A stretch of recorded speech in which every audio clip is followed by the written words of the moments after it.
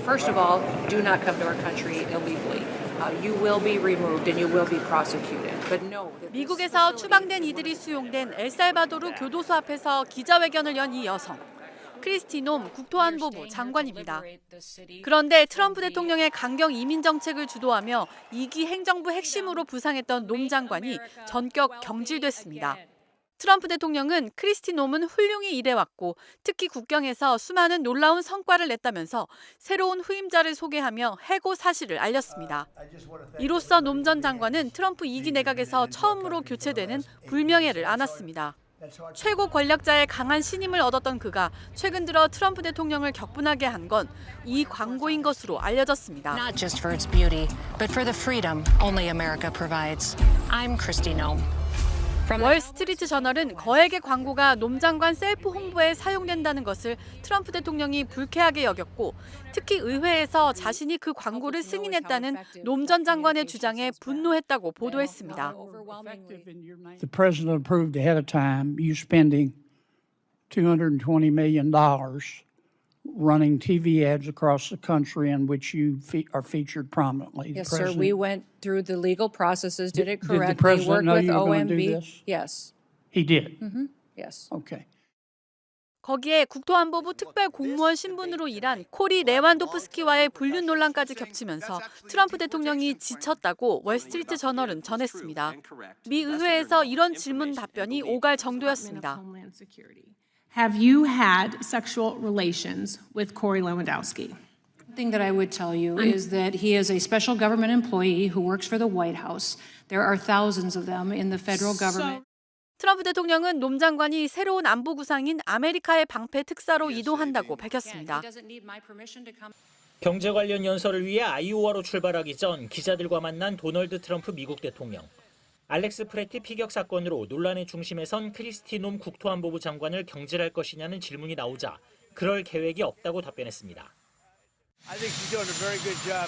The border is totally secure. 전날 트럼프 대통령이 놈 장관과 2시간가량 회동한 사실이 알려지면서 사퇴설이 돌았지만 계속 신임하겠다는 뜻을 밝힌 것입니다. 놈 장관은 사건 초기 연방 요원들이 무기를 소지한 프레티의 저항에 방어적으로 사격한 것이라면서 이번 사건을 국내 테러로 규정했습니다. 하지만 프레티가 요원들을 해칠 의도가 없는 것으로 보이는 영상들이 잇따라 공개되면서 미국 사회에서는 분노와 반발 여론이 들끓었습니다. 이를 의식한 듯 트럼프 대통령은 프레티 사건에 대한 철저한 조사를 약속했습니다. I want to see the investigation. I'm going to be watching over it. I want a very honorable and honest investigation. I have to see it myself. 트럼프 대통령은 프레티를 암살 미수범이라고 주장한 스티븐 밀러 백악관 부비서실장의 발언에 동의하지 않는다는 입장을 밝힌 데 이어 강경 진압으로 문제를 일으킨 국경 순찰대장 대신 톰 호먼 백악관 국경차를 총책임자로 미네소타에 급파하는 등 강경 기조에서 일단 한 발 물러서는 모습입니다. 최근 지지율 하락에 허덕이고 있는 만큼 이번 사건이 정권에 심각한 타격이 되지 않도록 수습하겠다는 뜻으로 풀이됩니다.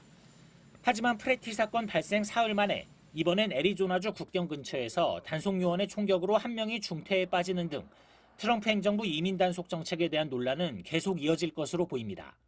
로스앤젤레스에서 MBC 뉴스 박인수입니다. 새하얀 연마인 37살 미국 시민이 사살당한 직후 트럼프 대통령은 이민 단속국 요원을 먼저 걱정했습니다. 사건의 원인은 급진 좌파 때문이라고 했습니다. 급진 좌파가 법 집행관과 이민 단속국 요원을 폭행하고 표적으로 삼고 있기 때문이라고 SNS에 쓴 것입니다.